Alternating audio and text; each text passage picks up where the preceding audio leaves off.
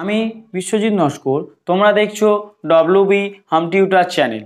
তোমরা যারা এবছর 2024-এ মাধ্যমিক পরীক্ষা দেবে, তোমাদের জন্য ইতিহাসের অষ্টম অধ্যায় থেকে প্রশ্ন নির্মাণ 4-এ আজ আমি 3টি প্রশ্ন দেব। এই 3টি প্রশ্ন থেকে অবশ্যই প্রশ্ন নির্মাণ 4 একটি প্রশ্ন কমন পাবে। দেখো, আমরা প্রত্যেকেই জানি অষ্টম অধ্যায় থেকে কোনো 8 নম্বরের প্রশ্ন পরীক্ষায় পড়ে না।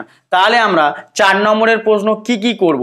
দেখো, এই 4 নম্বরে যদি তোমরা 3টি প্রশ্ন ভালো করে তৈরি করতে পারো, তোমরা এই অধ্যায় থেকে কিন্তু একটা প্রশ্নের মান 4, অর্থাৎ 4 নম্বরের প্রশ্ন একটা অবশ্যই কমন পাবে। তাহলে কি প্রশ্ন দিচ্ছি একটু আলোচনা করি। দেখো, প্রথম প্রশ্ন দিয়েছি স্বাধীনতার পরবর্তী হায়দ্রাবাদ সমস্যা, জুনাগড় সমস্যা। এই দুটো সমস্যা করে রাখবে। 2 নম্বরের প্রশ্ন কি দিয়েছি দেখো, স্বাধীনতার পরবর্তী উদ্বাস্তু সমস্যা আলোচনা করো। মানে স্বাধীনতা মানে 1947 সালের পরবর্তী সময়ে উদ্বাস্তু সমস্যা নিয়ে আলোচনা করো। 3 নম্বরের প্রশ্ন কি দিয়েছি, 3 নম্বর দিয়েছি উদ্বাস্তু সমস্যা সমাধানে ভারত সরকারের গৃহীত কর্মসূচি আলোচনা করো। তাহলে কি দিলাম 3 নম্বর প্রশ্ন, উদ্বাস্তু সমস্যা সমাধানে ভারত সরকারের গৃহীত কর্মসূচি আলোচনা করো।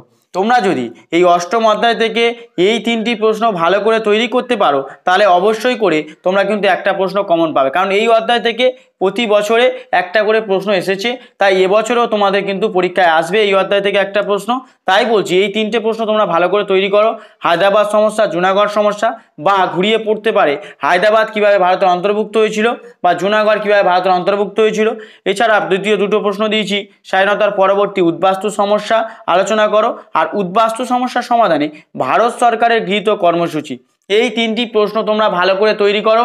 অবশ্যই এই 3টি প্রশ্নের মধ্য থেকে একটা প্রশ্ন তোমরা কিন্তু পরীক্ষায় 2024 যারা তোমরা মাধ্যমিক পরীক্ষা দেবে তারা অবশ্যই করে কমন পাবে। তাই তোমাদের পরীক্ষা অবশ্যই ভালো হবে। তোমরা চেষ্টা করো এই অধ্যায় থেকে এই 3টি প্রশ্ন তৈরি করা। যে 6টা 4 নম্বর থাকবে এর মধ্যে থেকে এখান থেকে একটা 4 নম্বর তোমরা কিন্তু অবশ্যই কমন পেয়ে যাবে। তাই যদি তোমাদের ভিডিওটা ভালো লেগে থাকে অবশ্যই ভিডিওটি একটা লাইক করবে আর বন্ধু বান্ধবদের মধ্যে শেয়ার করবে।